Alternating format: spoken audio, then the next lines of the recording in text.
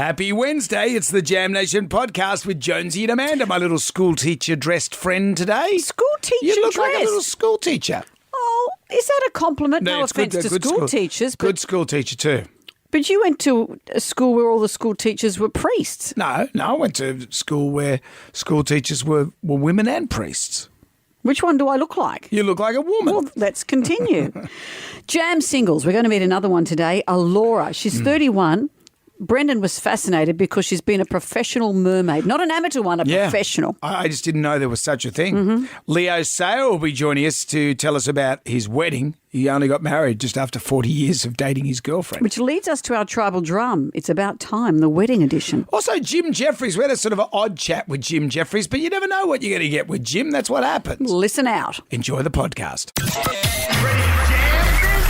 Everybody online. Right now, by the miracle of recording, we had so many requests for them to do it again. Mistress Amanda Miss Keller. Amanda. doesn't work alone. Wow, this is fantastic. Her friend is in a back room making the tools of the trade. I've heard them describe him as a drunken idiot. Sorry, I've been drinking beer. The legendary pirate Jonesy and Amanda the actress. Hello, Wiggles. Congratulations, Mandy. We're on the radio right now. Jonesy and Amanda, you're doing a great job. You have no empathy for anyone but yourself, you giant tool. Now's the time to hear good radio. Sorry, a bit of a tongue twist there. Jonesy and Amanda are here. It's showtime, a-holes. We're on the air. Well, hello, Amanda. How are you? I'm very confused. It feels like Monday, doesn't it? Remind me that this isn't Monday, it's Wednesday. It's Wednesday. Anzac Day went well for you yesterday. Yeah. Beautiful day. Beautiful day. And just as the sun was coming up, I heard this big chorus of kookaburras.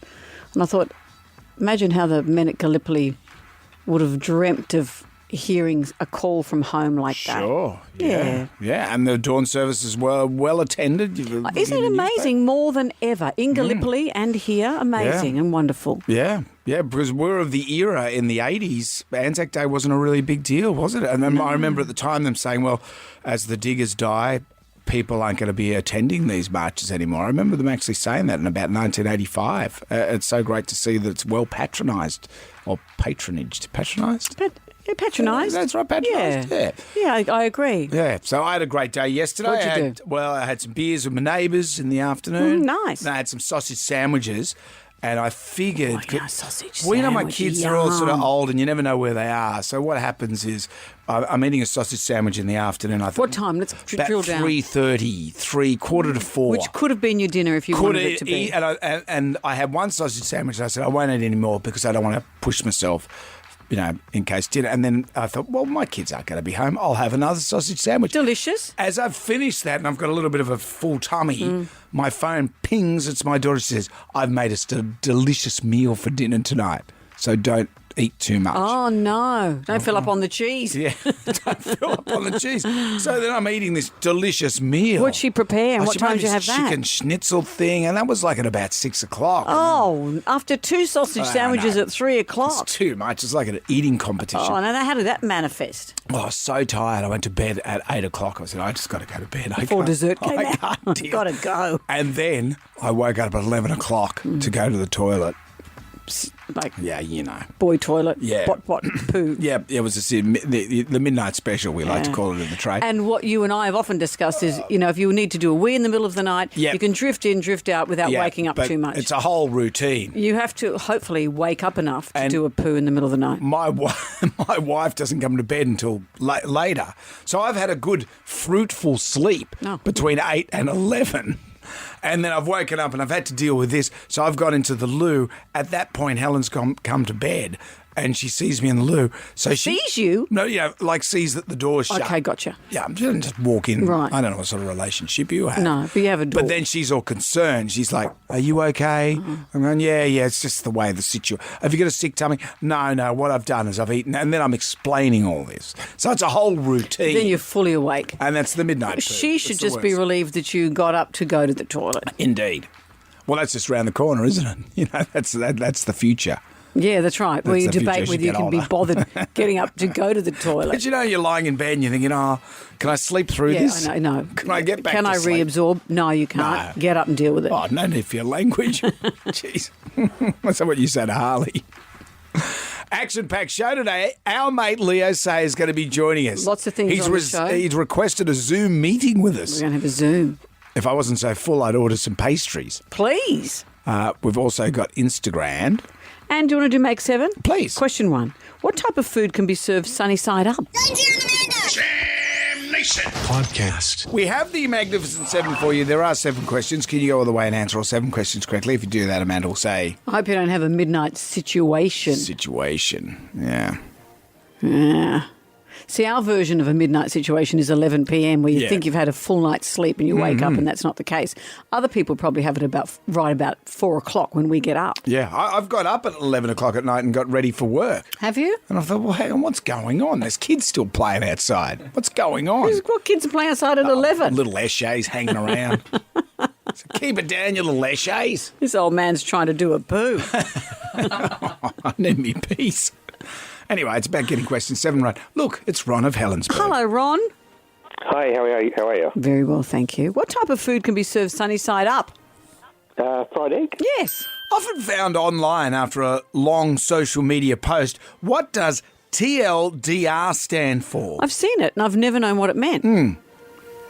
So what is it again? TLDR. What does it stand for? After a long social media post. So Yeah. it relates to something being long. Too long. Didn't read? Yeah, Yeah, too long that's didn't good. read. You know it. That's it. Yeah, sometimes you see some of those influencers and you go, okay, good on you. Good on you. I'm not going to read that. More bikini shots, please. Question 3, Siri sings. What song is Siri singing? You've got a cute way of talking. You got the better of me. Just snap your fingers and I'm walking.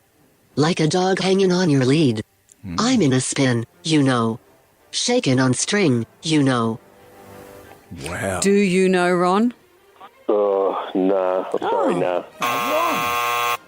Do we go from Ron to John? Hello, John. Could I hear it again? I don't really think I'd get this one. Here Well, it have a is, listen. John. Have a listen. You've got a cute way of talking. You got the better of me. Just snap your fingers and I'm walking. Like a dog hanging on your lead. I'm in a spin, you know. Shaking on string, you know. Any clues?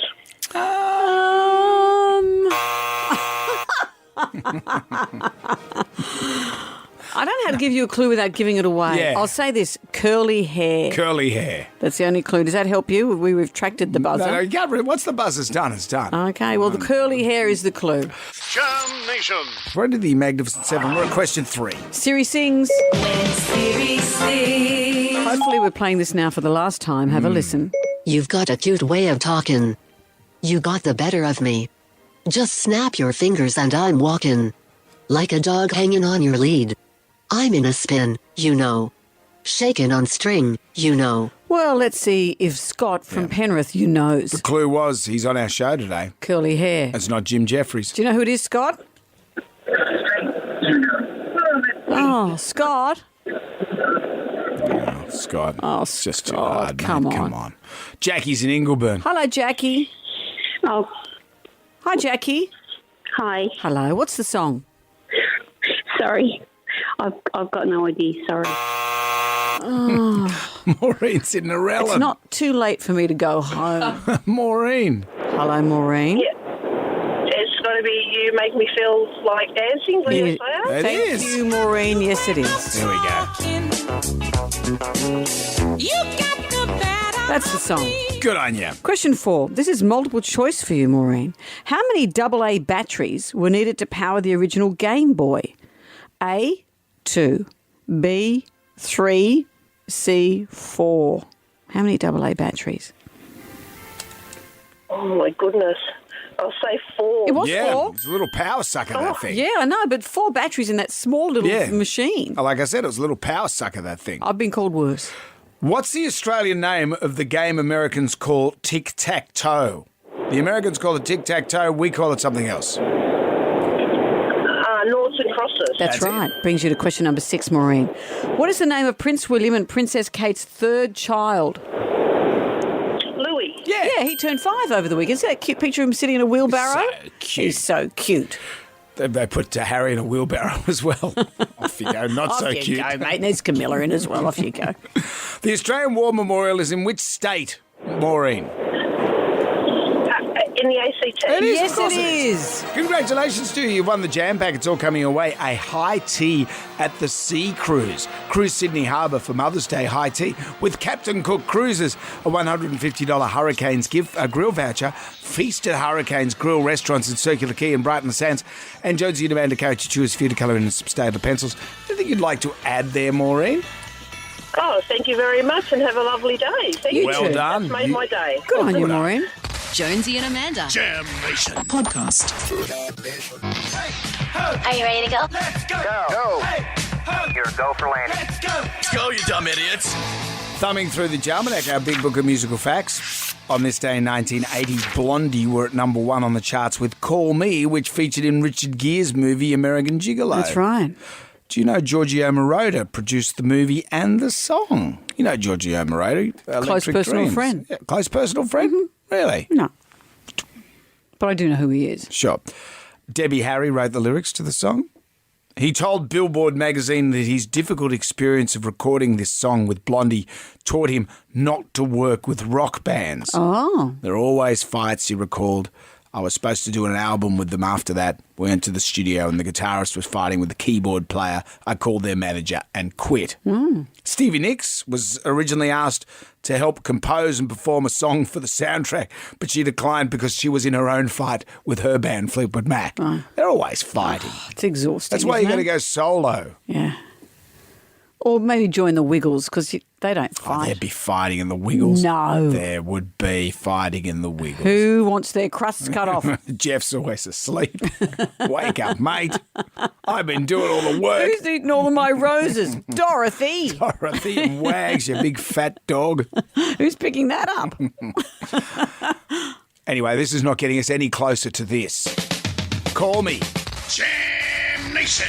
I'm going to ask you something, Brendan. This could be a science watch, but it's not. It's more, well, there's a bit of science involved, maybe. Have you ever heard of boyfriend air? This is a phenomenon, apparently, where as a girl, you stay at your boyfriend's house and somehow that air makes you look and feel different. You feel like someone says here, I look disgusting whenever I stay at my boyfriend's house.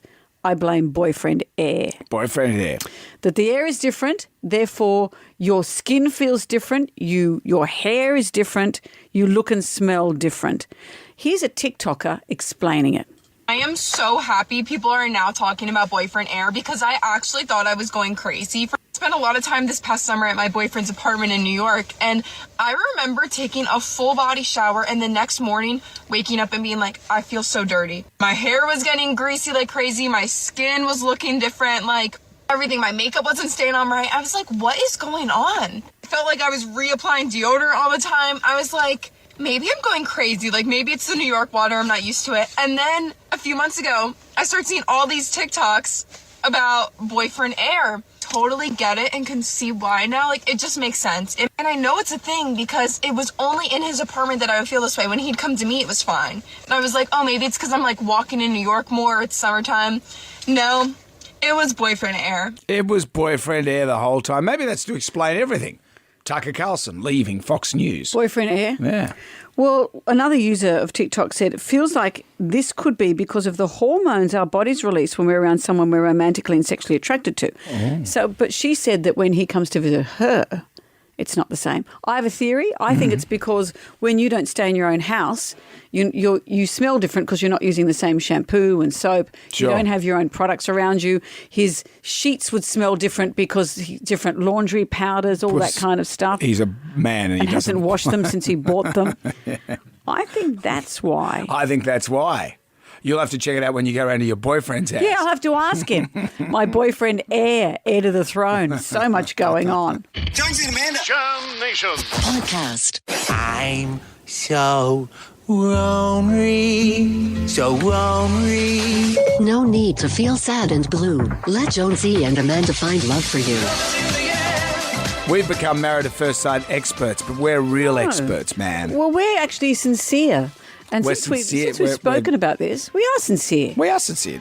we're actually trying to put people together. And since we started talking about this, so many people have put their hands up saying, the dating scene is too hard, please help me. One of those is Alora. She's 31 years old. Allura. Allura, I thought. Is it Allura or Allura? Hello, are you Allura or Allura? Oh, hey, I'm definitely Allura. Like the Allura. one and only you'd ever need. There you Great go. name, Allura. Now, Allura, tell us how you came to be involved in this. Your mum played a hand, didn't she? Yeah, well, I was actually on a holiday for a month and sipping cocktails by the beach, and I get a message saying, you need to apply for WSFM Looking for Love. And I'm like, what is that? And maybe I'll look into it. Right. So, And she's like, seriously, do it. so you're doing it under your own free will. Your mum hasn't just guilted you into it. Oh, no, I started watching The Bachelor because my parents were hooked on it, and I'm like, oh, my gosh, this is literal death. Well, that's literal death, but hopefully this one won't be literal death for you. No. I hope so. So tell us about how the dating scene has been for you. You've tried apps? Yeah, definitely not a fan of apps. I feel like you can be talking to someone for as long as however, and then as soon as you meet them, you can know like straight away that it's not working, and then also lots of catfishing, and it's just, I'm not an app person, technology savvy, you know. Sure. And so you've tried a variety of apps. When you say catfishing, does that mean people who aren't who they say they are? Yeah, or just like obviously it's easy to talk the talk, but when you meet somebody, or the amount of time, in my life, the amount of times like people have organised to meet and then just disappeared. Would you say you fall in love easily? Are you the kind of person who gives your heart easily? Yeah, definitely. Ended me a lot of heartbreak in the past. Tell us about why you went to Melbourne. Yes, I met this boy at my best friend's wedding and then moved to Melbourne a month later. Obviously, it didn't work out, and I got stuck there for the 2-year Melbourne lockdown. Oh. I've just made my way back to Sydney at the beginning of this year. Right. Oh, so how lonely. You went there not knowing anyone because you loved him, and that broke up, and then you're stuck there. Yeah, it was pretty rough, but I did get my dog out of it, so I wouldn't change that for the world. He's my best friend. Oh, well, you got a dog. That's something, but we want to... And I got a business class holiday to South America and around like the Galapagos and stuff. So. Well, okay. Before you broke up? Yeah, I think that was like the tipping point, the holiday. You know, they say it either makes or breaks it. Yeah. Well, Definitely I think broke that's... it. But then we were stuck living together for like 6 months while we were broken up. That was also not pretty. Oh. So what are you looking for in a guy? Yeah. A unicorn, apparently. Tell me what you mean by that. That someone who's very unlikely and probably impossible. Yeah, pretty much. I'm looking for somebody that's like fun, outgoing, adventurous. I would love somebody that is like funny, easy to talk to. I tend to always gravitate towards the really shy, quiet, reserved, whereas I'm like the complete opposite. Right. So it'd be nice to like have somebody to actually have some banter with. Mm-hmm. Yeah. So why do you go towards the shy, quiet people, Alora? I don't know. Maybe like the whole like blue steel. Yeah, right. You know. So you need a chatty Cathy. We need need someone time to that's a break bit the of mold a bit of for a you. character. Yeah, but then I also need to be like listened to because I speak a lot too. Right. Okay. All right. Well, and you have been a professional mermaid, a party hostess, an entertainer. A professional mermaid? Yeah. Yeah, that was pretty fun. I've loved mermaids my whole life. I was also an international figure skater. Right. That was like over a decade ago. Yeah. A lot of strings to your bow. But professional mermaid, I didn't even know it was a profession. Because you thought it was an amateur kind of a job, Brendan. I actually got to swim in the original like H2O tail, and I opened up a water park in like West Sydney somewhere. Right. This was like 5-6 years ago. Yeah. Well, look, there's a lot going on here, and I think we'll see what we can do. Thank you for being in the mix. Jam Singles, we're encouraging people who'd like to get in touch with us, please do, through our website. Laura, thank you. You Good on sound you, Laura. wonderful. You sound great. Thank you for sharing your story with us, and we'll see what we can do. Hopefully you can assist me in not dying alone. Oh, come on. You're not going to die. You're 31. I think it'll be Laura, okay. you are not going to die alone, okay? We're going to help your you. dog. I've got my dog. You've got your dog. You won't be alone. It'll chew on your ankles before then. No, well, Laura, we're going to put you on the front burner. All right. Thanks, Laura. Our Appreciate favourite it. burner. Thank you, Laura. If you'd like to be a part of that, as Amanda said, go to our website. Jam Nation. Grab right now. Who wants some free money? Instant. Coin, cash. Moolah. I like the sound of that. Jonesy and Amanda's Here we go. 10 questions, 60 seconds on the clock. You could pass if you don't know an answer. We'll come back to that question if time permits. 60 seconds is a hell of a long time. Get all 10 questions correct, you'll get $1,000. And then we'll ask you, do you want to answer one more question? Yep.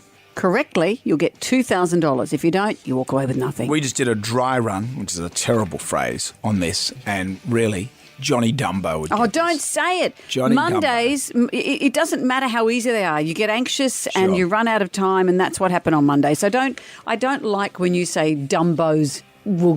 Anyone can get this, because that's not how it That's goes. the problem with society now. Everyone gets a prize, but really, Dave and Macquarie Fields, you can do this. Hi, Dave. Hi. All right, Dave. Now, the big thing to remember here is you can say pass at any time, because if you get it wrong, it's all over. But if you pass and we've got time, we'll come back, okay? Okie dokies. All right, Dave. Good luck. Here Good we luck, go. mate. Question 1. Rottnest Island is in which Australian state? Western Australia. Question 2. What cartoon is about a family of blue heelers? Bluey. Question 3. What colour is a Granny Smith apple? Green. Question 4. Which Disney character's nose grew every time he lied? Pinocchio. Question 5. Kate Campbell is known for which sport? Pass. Question 6. What does ANZAC stand for? Australia and New Zealand Army Corps. Question 7. According to the Beatles song, we all live in a yellow what? Submarine. Question 8. How's that is a term associated with which sport? Cricket. Question 9. What book series did J.K. Rowling write? The Hobbit. Oh, it's Harry Potter. Harry Potter, Dave. You went with the wrong kind of genre. Yeah. And Oh. Kate Campbell is known for which sport? Do you know that, Dave? Surfing. No, Swimming. Swimming. Dave, you get $100 for your groceries. And anything you'd like to say, Brendan?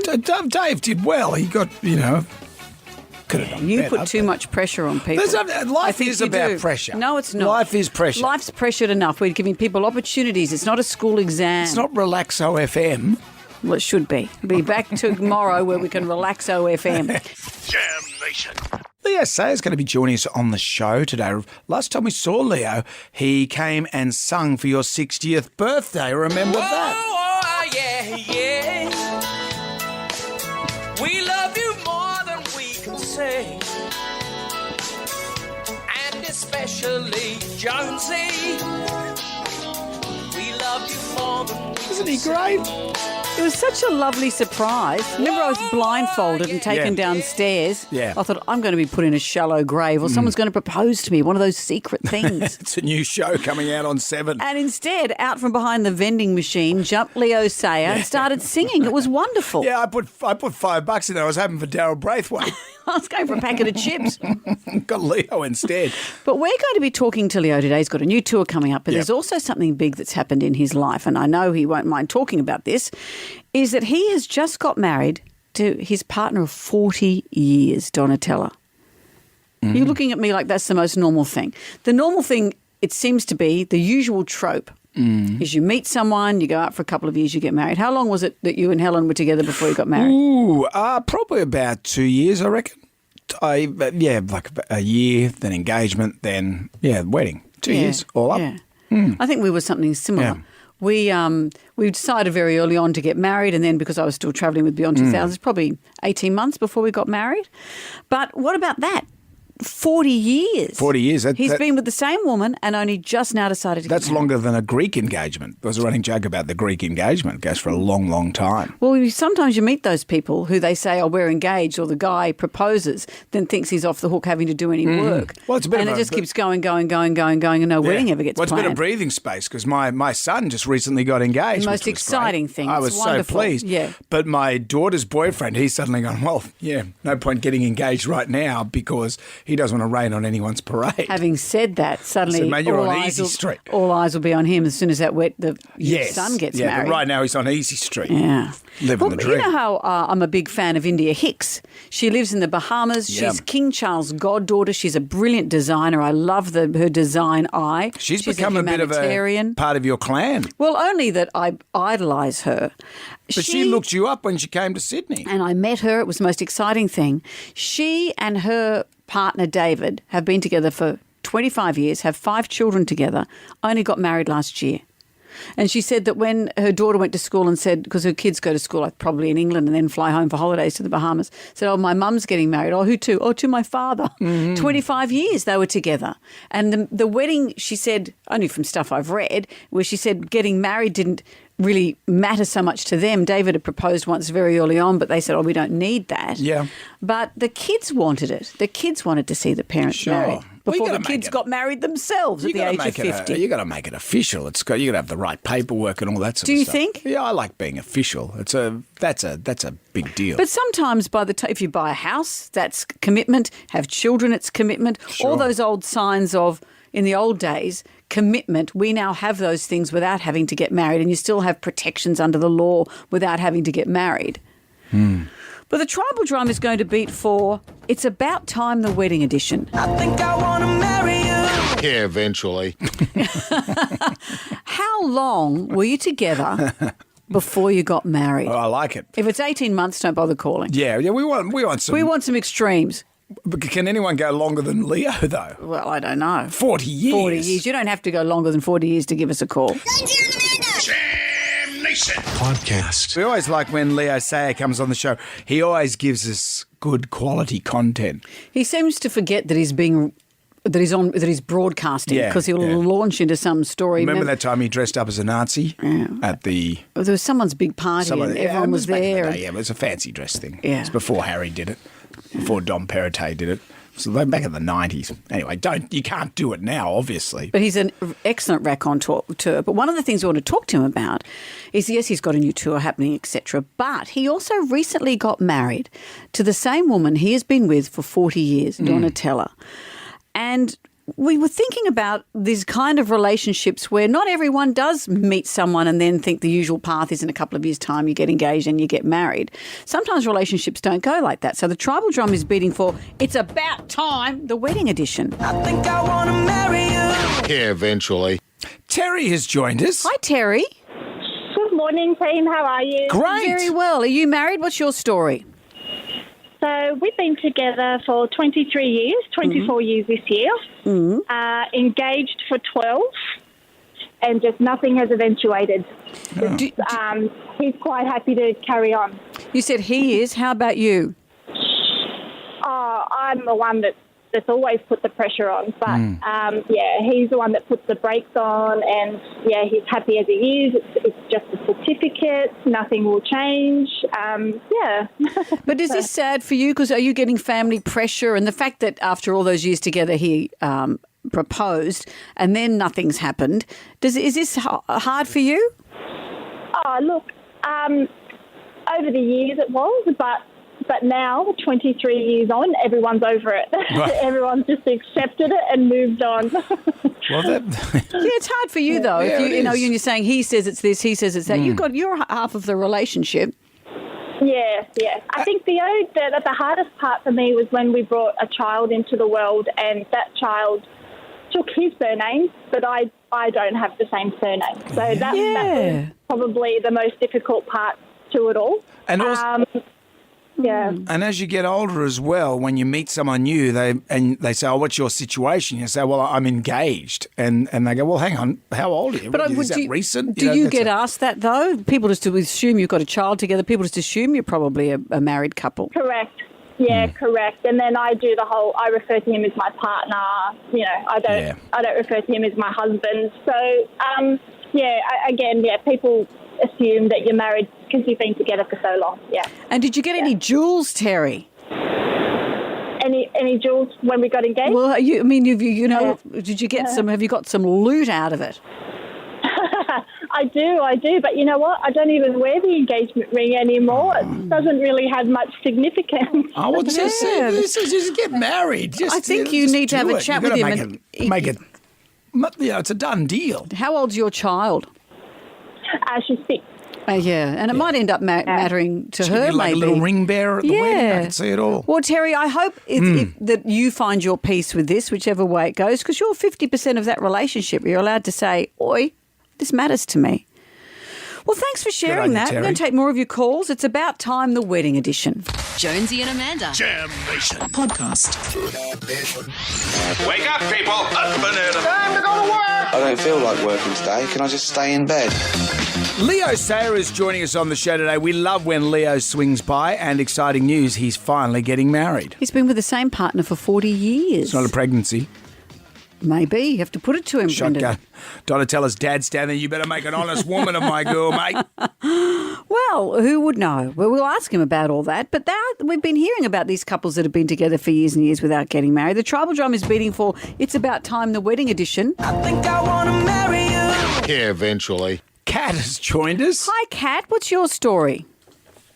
Well, we were together for 13 years before we got married last year. And what changed that made you decide to get married?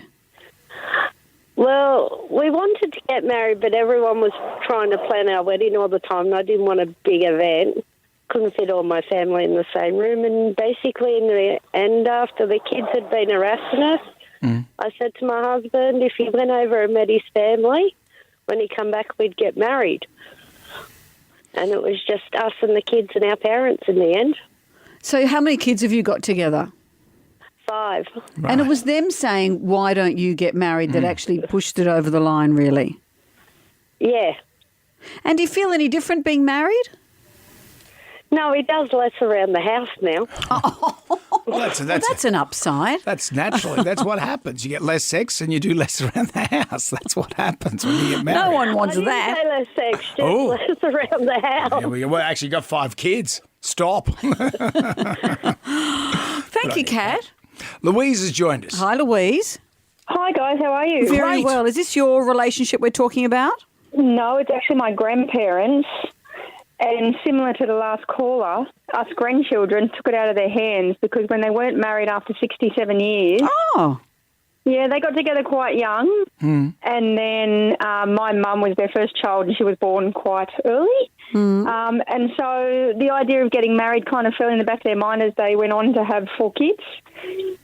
And then by the time they started talking about it, it kind of passed and then us grandparents started hashtag get granny and gramps married. So they were together 60 years without being married. That was a big deal in those days to not be married. Did they pretend they were? They were just before, I think Gramps was 87 or 88. Wow. When we married them. Was it a big occasion? Like, did it mean something to them? Do you know what? I think it meant more to the family because watching how in love they were on a day that was just another day to them was just something so special. Yes, we had to get wide hallways for all the walkers, but honestly, it was the most magical ceremony. That'd have been quite the Bucks night as well. Metamucil all round. See, it's never too late, is it? It's never too late. If it doesn't matter to you, that's one thing, but often it's the families that really want this. True. How lovely. Thank you, Louise. Jam Nation. Let's get on down to the Jonesy and Amanda Arms. The pub test. $500 shoes at a charity shop. Does this pass the pub test? This is a really interesting one. This is a charity shop on the Gold Coast, and it was selling $500 shoes. I think they were Christian Louboutin men's loafers. They were $500 discounted from nearly $1,500. Right. So if you're into those shoes, that's a bargain. It's quite the saving. But how many people shopping at a charity shop are wanting to pay $500. This is where the debate is, because people are going, this is a disgrace. Someone is saying here, it's bloody disgusting, the prices they charge on things. And someone said, I saw a Kmart dress in there last week. They were selling it for more than Kmart sold it for. Right. I think they need to remember they're selling donated goods. They're not operating a boutique. All op shops have forgotten that they're meant to be there for people. It says here for poor people. That's not true. But for people who are trying to, save money. People I who thought are they were for everyone. I can shop at an op shop. They're for everybody because there's opportunity. That's what it says here. The shops are raising money for their charity arms, like Lifeline, Crisis Line, etc., etc. So the more money they get, the better. So there's two sides to this story. Is their job, and it's probably both things, to get as much money as they can. But then again, are they pricing people out of the market who are shopping there because they need to? Yeah, I've never thought of it that way. Do you go to the Vinnie store to buy cheap goods? Lots of people do. But you can go to Kmart, as that lady said, and you can get cheap goods at Kmart. Get those stretchy jeans for $15. But that's what they're saying is, but maybe the stuff at the charity shop should be cheap enough that it's not comparable to Kmart. But then it makes money for the poor and goes back into the poor. Yeah, or Lifeline or whatever their charity arms are. You can get your Dior tracksuit for your charity arms. So, $500 shoes at a charity shop. Does it pass the pub test? What do you think? Jonesy and Amanda. Jam Nation. Podcast. Jonesy and Amanda in the morning. 101.7 WSFM. The last time we caught up with Leo Sayer was when he came as a surprise guest and sung happy birthday to you. Would you believe it? That was me shrieking with surprise. I'd been blindfolded. Whoa, yeah, yeah. We love Leo. So good. We love you more than we can say. He nailed that. He was so good. He came out from behind the chip machine. He did. I was disappointed. I was after some salt and vinegar chips. He wanted some burger rings. And out came Leo. Let's get into And I got change. Now, while Ryan faffs about with the Zoom link, you're all right, mate? It's not loading. Okay, well, put this on. Put Thunder in My Heart on. This is that new version he did with Mech. Love it. Remember Mech and Leo?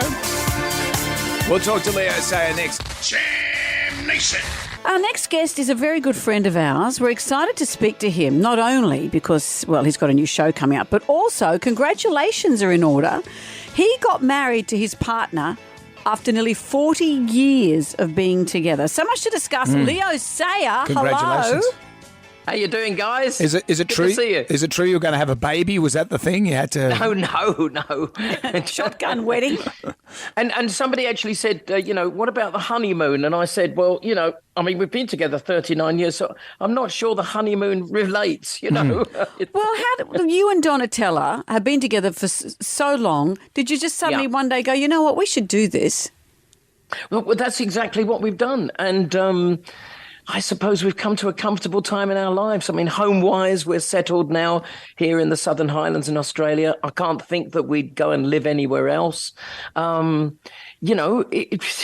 is good. I've got a wonderful partnership with an American company now, which is really pushing me in the States. And I've just been over there on tour, my first tour there since 1984, Wow. would you believe? And there's plenty of reasons for that because, my career has been sort of topsy-turvy all the way through. But finally, we're in a really good place. So it's time to kind of, put down roots and make an honest woman of Donna at last. Oh, Nice. Well, don't tell that to Donatella that you're putting down roots. Sorry, no. Yeah. And we lost Barry Humphries on the weekend. I know he was a dear friend of yours. He was a big part of my life, I guess. We first met in 1966 in London. And I suppose I'm not the guy who actually completely fixed it, but I did draw Barry Crocker, who was a young Australian actor, a singer, as you know. And he was in London at the time. And via various friends, after meeting Barry and them telling me about we're going to make a movie of the adventures of Barry Mackenzie, I said, I think I've met your Barry Mackenzie. So I kind of drew them together. Really? And sort of, I wouldn't have been the guy who finalized it because that's the film company and everything like that. I think that they wanted a big English or American actor because, of course, they wanted the money to fund what was going to be a slightly controversial film, you know, slightly on the edge, of course, being a Barry Humphries creation. And But you were the one who said, I think Barry Crocker's your guy. I think so. I think I did. I think I did. So I pushed them together, and Barry went in for a meeting and came out with the part, which was fantastic, you know. And he was the perfect larrikin to play that part, you know. There was nobody better, and he's all mouth and trousers, you know. So it's perfect. Well, look, speaking of performing, we're going to be seeing you May 18 at the State Theatre. Tell me about this show. Yeah, it's me and Joe Camilleri, who we happen to have the same birthday, the same year, the same month, the same day. Oh. Now, how rare is that? What you kind of get, you know, and also we both sing and we're both buddies and we both love soul music. You know, we've got so much in common. We first toured in, I think it was 2014 together and got to really know each other at that time. I mean, Jojo Zepp and the Falcons did support me in 1975, but I don't remember much about it in Adelaide because we had all these groups, kind of Split Ends and Skyhooks, you know, supporting us on that first crazy Australian tour. But I got really to know Joe at this time. And you know what? He came to me and he said, just before the tour, and I hope I'm not letting the cat out the bag here, but came to me and said, you know, he said, my mother just recently died. And on her deathbed, she told me that she got my birthday wrong because when Joe came in as a young Maltese boy with the family, his mum lied about the birthday because there was a certain window of age, you know, where if you were under a certain age and you were a minor, then you didn't have to stamp all the paperwork, you know. Yeah, right. So he was 2 years younger than he thought he was. Wow. And she told him on the deathbed, she said, Joe, I've got something to tell you. You were really born in 1948. So you thought that you were 2 years apart until his mum had told him, actually, no, we actually had the same day. He didn't know. I didn't even think about it. I knew we had the same birthday. Yeah. But we didn't realise that it was the same year until then. And you said, look at me, I've got a head full of hair, and look at you, you've got none. He's got a head full of voice. That's the main thing. And I've got a head full of voice as well. So, well, I'll always remember the day you sang at Amanda's 60th birthday party. That's right, when you jumped out from behind a vending machine in our office. Well, you joined me on the mic, and it was quite an experience for the listeners. I did a Linda McCartney. My mic. You did a Yoko Ono, I think. Not enough of one. Leo, thank you. Lots Pleasure, of love, guys. Leo. Always lovely talking to you. You too. Keep well. Thank you. Podcast. We're not gonna take it. I want you to get up right now. I feel like I'm taking crazy pills. Go to your windows, open them, and stick your head out and yell, I am as mad as hell. I'm not gonna take this anymore. Down to the Jonesy de Matter Arms for the pub test. $500 shoes at a charity shop. Does this pass the pub test? The Gold Coast Community Op Shop has been selling $500 Christian Louboutin shoes. They have been discounted from $1,500. But it's brought a lot of outrage. People are saying, well, this isn't the role of a charity shop to make things that expensive. Other people are saying, well, the money goes to their charity and isn't that part of their remit is to raise as much money as they can for the charity. But by and large, people go to those places to buy clothes that they couldn't afford otherwise. So how do you feel? $500 shoes at a charity shop. Does it pass the pub test? No, it doesn't. That's absolutely shocking. Many, many years ago, I volunteered to help people, and that is ridiculous. Absolutely, it does. I don't mind buying a $500 pair of shoes if the money is definitely being donated to the charity. I'd be 100% happy with that. No, it doesn't, because they shouldn't be $500. I know people who actually work there, and they run it like a business. They only have to give a certain percent to charity. They do not give all of it to charity. They have a CEO, they have a general manager, and they pay them lots of money. My friend works there. She knows the ins and outs of it. They definitely run it like a business. It's disgusting. I've actually complained, and they don't care. Whoa. Wow. Kicked a hornet's nest there. Yeah, that's another thing that we do, hornet's nest. Who wants to kick it? And that follows can of worms. Who wants to open it? Jam Nation. The Melbourne International Comedy Festival organisers have been lashed as gutless cowards for their reversal in considering a tribute to Barry Humphries after cancelling him 4 years ago. Piers Morgan has tweeted, "You gutless cowards cancelled him for standing up for women's rights. You don't get to uncancel him now. He's dead." Piers Morgan tweeted. The timing has been very awkward for the Melbourne Comedy Festival because Barry's death, the huge outpouring of love and respect for this revered comedian, has come at a time that's reminded people that he has been cancelled by the Melbourne Comedy Festival. So they had the award called the Barry, which is the award given out to the most popular show at the Melbourne Comedy Festival. That's been around since 2000. Yeah. And then in 2018, Barry made some comments saying that this transgender movement was fashion. He also declared people undergoing gender reassignment surgery were mutilating men and children, and calling Caitlyn Jenner a publicity-seeking rat bag. The timing of this was in the drop zone of when we were all learning what it meant for people to be trans. And we all know the high suicide rate around kids and people who feel they're not seen, feel they're not in their correct bodies, and how sad it is and how tragic it is and how hard their lives are.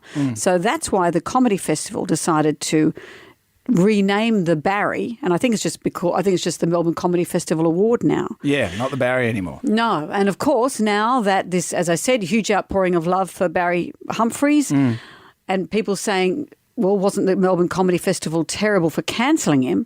They've now done a bit of a backflip. Do they want to call it the Barry again? No. The festival boss, Susan Provan, has said after his death it would not reinstate the award name. We have moved on.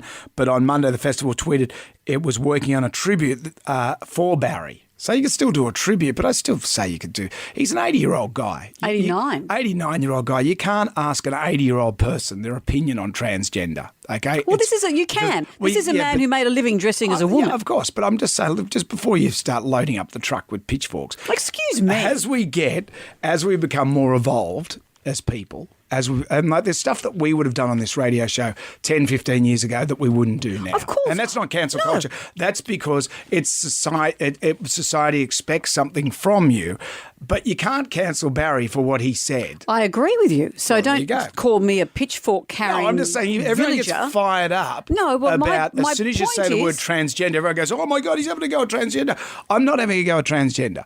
I've met transgender people and I get what it's about. I get it.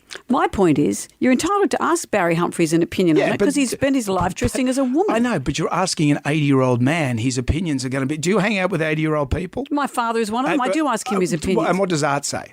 I haven't asked him about trans people. Exactly. But let me say this. It's like the role of a comedian. But my grandmother wouldn't get into a Japanese car because of the war. You know, I'm saying these standards were different for the older generations. Well, so let me just say this. The role of a comedian is, by and large, to be controversial. Yeah. Barry Humphries has always been controversial. What's really interesting to me is that when he then was controversial, but not in a way that people liked, they cancelled him. You can't cancel him. Having said that... he's not a big molester. It's a different kettle of fish. Having said that, this was where a whole lot of people felt uncomfortable, that this was a period of time where we were trying to make everyone understand what being trans meant. Yeah. And people didn't like his comments. I agree he should not have been cancelled, but that's the role. He can say what he likes and we can say we don't agree with I don't agree with his comments. I'll say that. But I don't think he should be cancelled. I agree. That's what makes a free country. I agree. We all agree. We all agree. Let's go and have a beer. Let's do it. Jonesy and Amanda. Jam Nation. Podcast. Something's wrong. There's no sound. Press a few of these buttons. I haven't switched it on. Oh, silly me. We know Jim Jeffries as one of Australia's most famous expats. He says whatever he wants. He's one of the most highest-selling comedians on the planet. But how will he go hosting a quiz show? Well, that's what we're going to find out tonight when the 1% Club premieres on Channel 7. Jim Jeffries, hello. He's here. Hello. How are you guys going? Mate, great to talk to you again. Congratulations. This looks like a great show. Yeah, a bit of fun. I've always wondered if I could host a game show, and I don't particularly think I can, but I had a go, and it's on the TV now, and I think everyone should watch it. It's a banger of a show. It's called 1% Club. It's just it's IQ questions, so it doesn't matter. It's not what you think. It's not what you know. It's how you think. I wouldn't go very far in the show. I'd be in the bottom 50%. Really? Well, this is what my fear is it too. I think I've got some good general knowledge, but I don't know if I have spatial skills, all that IQ kind of stuff and maths questions. Are they tricky? Yeah, no, I, just from the sound of your voice, I don't think you do very well in the quiz. No, they're just all IQ questions. Yeah, I find them very tricky. Towards the end of the show, you have to ask a question that only 1% of the population can get right. And even after I read out the answer, I still don't understand what's going on half the time. When you were a kid, did you watch Baby John Burgess and Tony Barber on the TV and think, I want to be them? I used to watch Sale of the Century every day when I was a kid. My mother watched it all the time. One of the things we used to do every now and again, if she was away for the day, we'd videotape Sale of the Century, and then the next day when it's meant to be on, we'd play it, but we'd already know the answers, and that would drive her insane.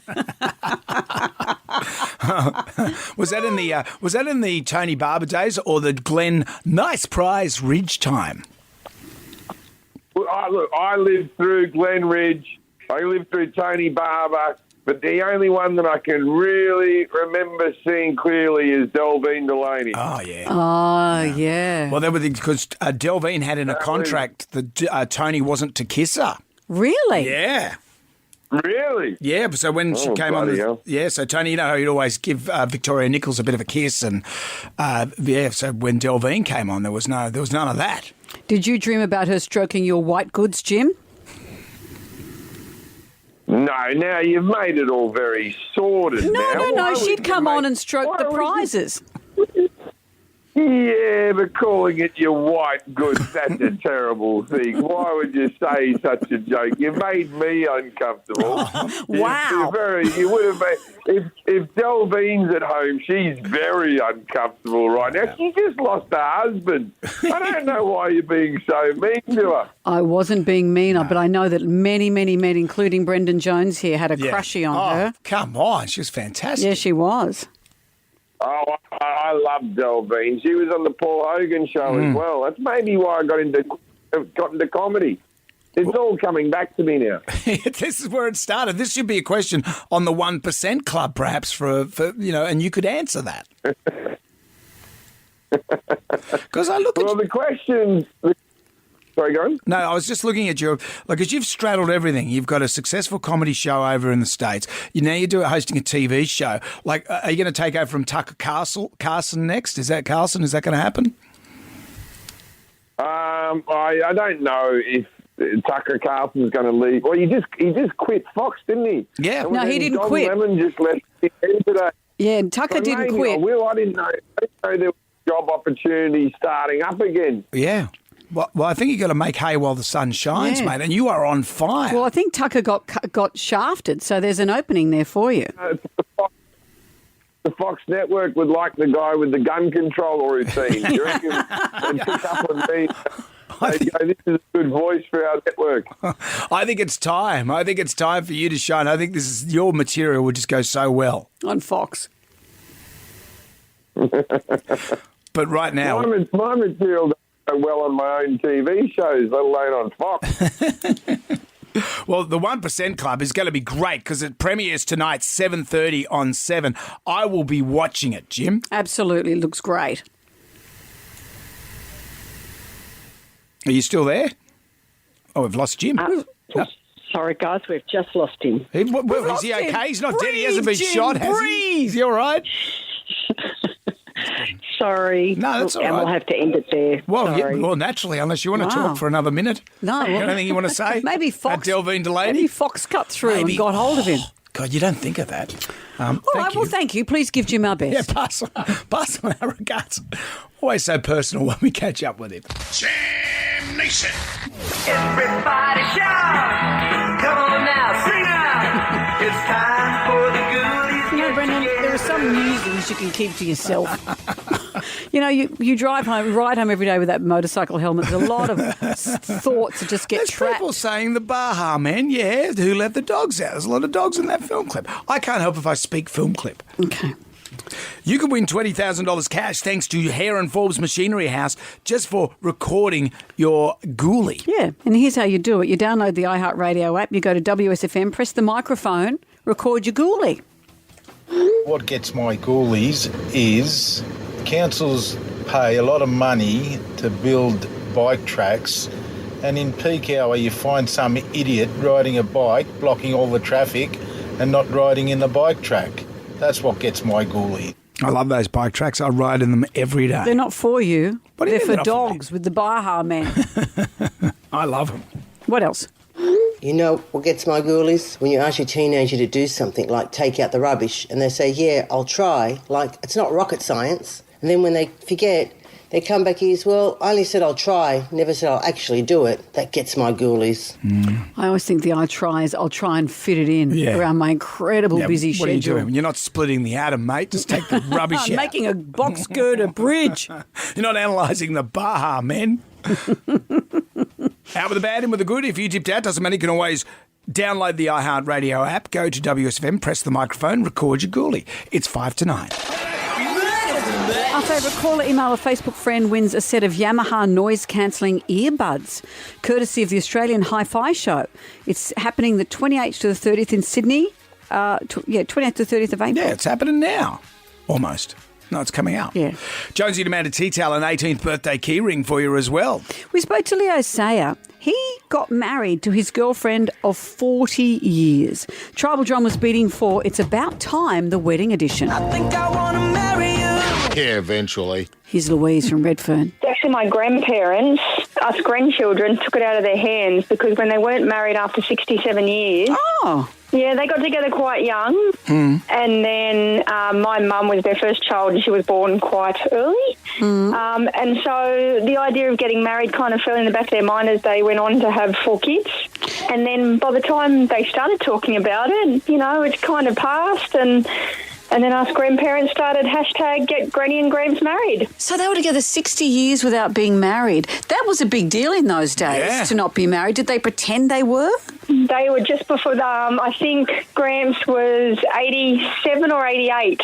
Wow. When we married them. Was it a big occasion? Like, did it mean something to them? Do you know what? I think it meant more to the family because watching how in love they were on a day that was just another day to them was just something so special. Yes, we had to get wide hallways for all the walkers, but honestly, it was the most magical ceremony. You just seen the Bucks night. Went off. Righto, you two.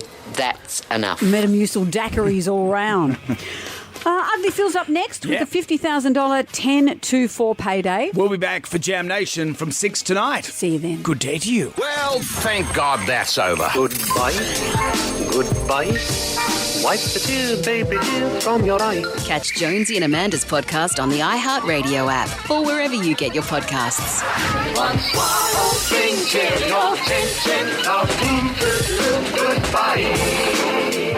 Jonesy and Amanda. Jam Nation Podcast. Catch up on what you've missed on the free iHeartRadio app.